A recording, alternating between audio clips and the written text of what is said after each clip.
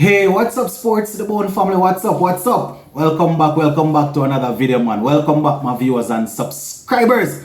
Big up on yourself. It's a beautiful Sunday morning, and I just want to talk to you guys a little bit about the CPL. So yes, man, the CPL is done and dusted, my viewers and subscribers. But you know how I like to do it over here. There are a couple of things when a tournament, is just completed that I like to go through and talk about. And I have formulated two lists here that I'm going to be sharing with you guys, right?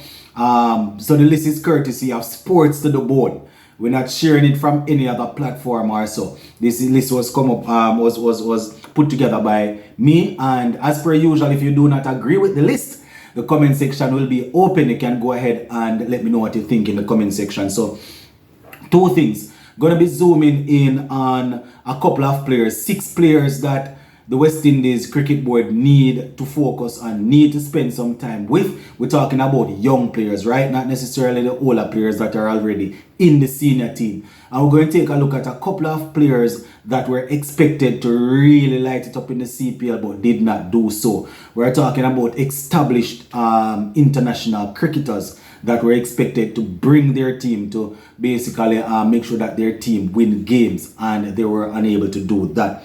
So the first one that we're going to be taking a look at is a list of youngsters that the CWI needs to find a way to make sure that they keep the growth going, keep the upward momentum moving, right? The first one that I really liked was Jonah Sinclair. They say that it's the brother of Kevin Sinclair.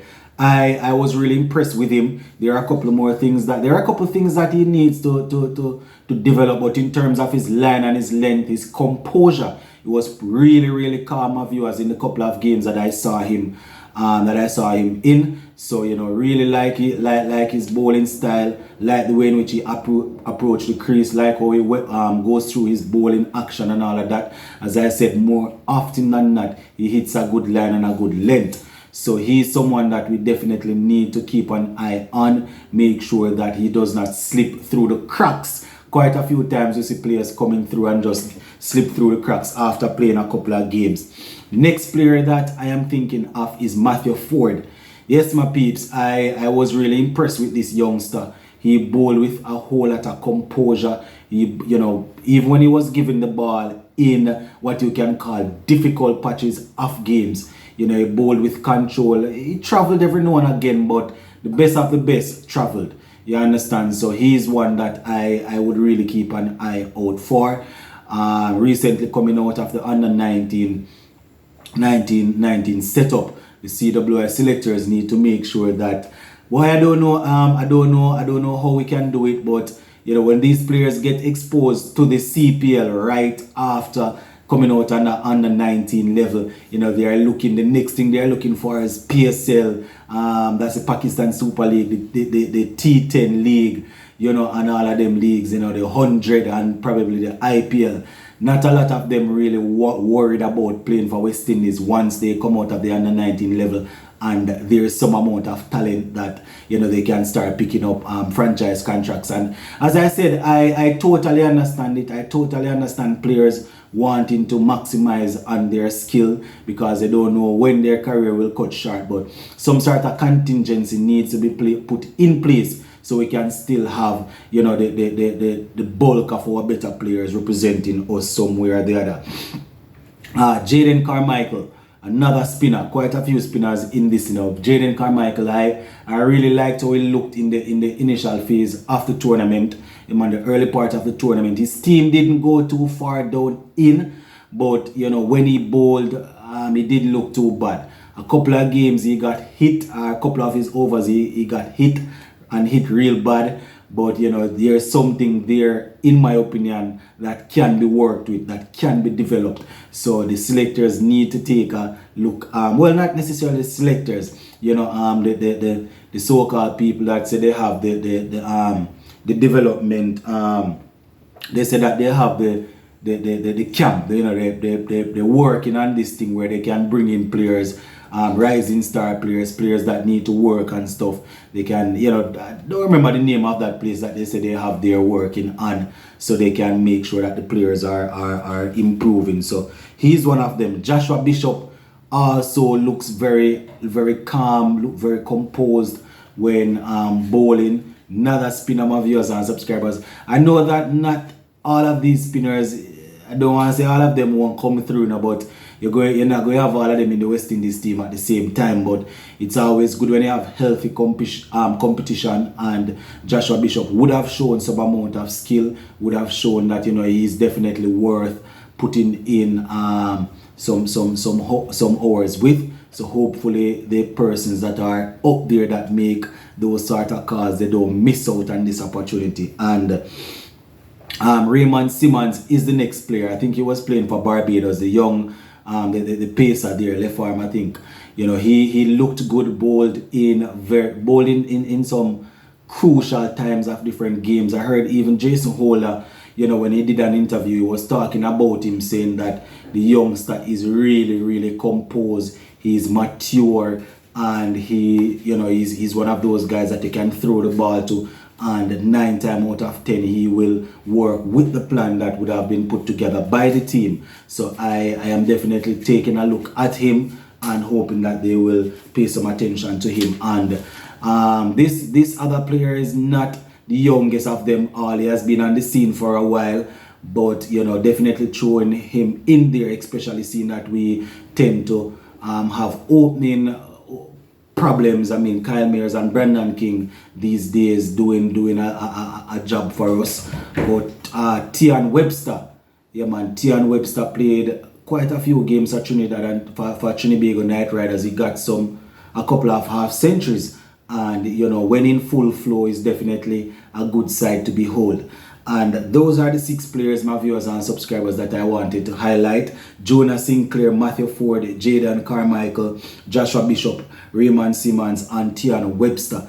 As I said, there are quite a few other youngsters that would have performed well. These are the ones that I decided that at least I can remember of now. And for those who believe that I am fighting against your country, and that is why I did not select a player or two from your country, we don't deal with them sort of foolishness over here. The comment section is open, so if there is a particular player that you thought, you know, or you're thinking should be on the list, then the comment section is there for you to go ahead and jot that down. All right, so on to the players that you can call them established T20 players that, you know, they were expected to really come forward and perform.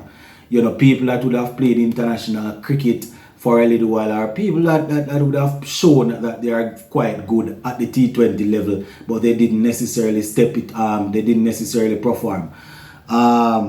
Nicholas Pooran, the West Indies captain, was very, very poor throughout the tournament, extremely poor.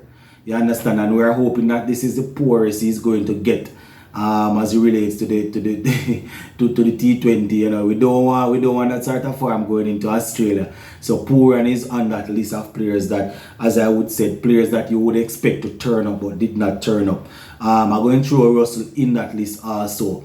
You understand? He did a little 1 and 2 thing with the ball, you know, but Russell is definitely on that list for me. Moving from the Jamaica Talawas, going over to the Trinidad Knight Riders, I can tell you they were confident going in, but not one of them did anything. So he's on there.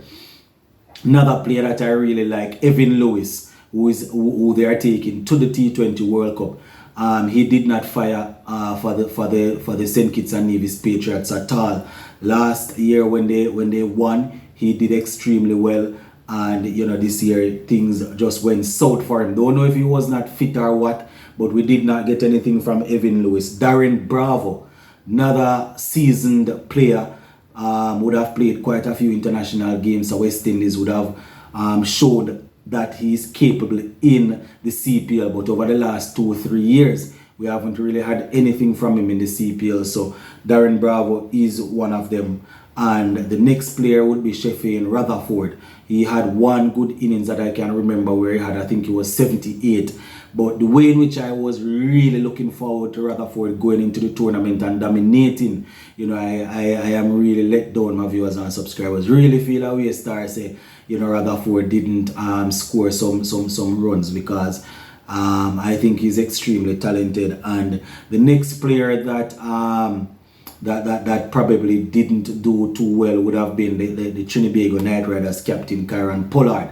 Think he had not an half century, but I think he made a 40 if I'm not mistaken. But throughout the tournament, it was a poor one for him. You know, the entire Trinidad team did poorly, so quite a few of the players, as I said, the Russell and all of these guys that were expected to do well, they did not turn up, or you know, they didn't do too good at all. So those are the players that I can think of, my viewers and subscribers. As I said, the comment section is open. If you agree, you can let me know. If you disagree, you can just rip apart my argument and give me your solid reasoning, all right?